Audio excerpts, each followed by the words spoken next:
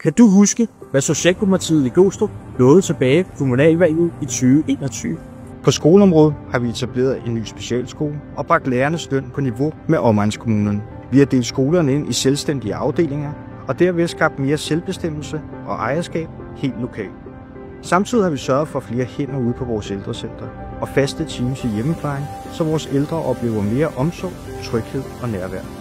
I 2024 fik vi minimumsnormeringer og etableret 2 nye dagtilbud og et tredje er på vej.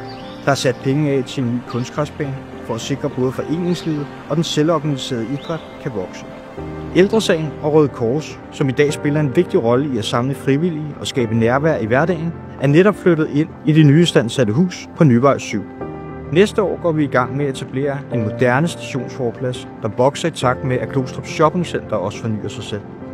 Glostrup er i dag en kommune, hvor tradition og fornyelse går hånd i hånd, og vi har skabt rammerne for, at byen kan vokse sundt og trygt videre.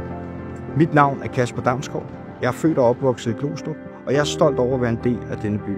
Den 18. november skal du ned for at stemme til kommunalvalget, og jeg håber, vi har gjort os fortjent til din stemme.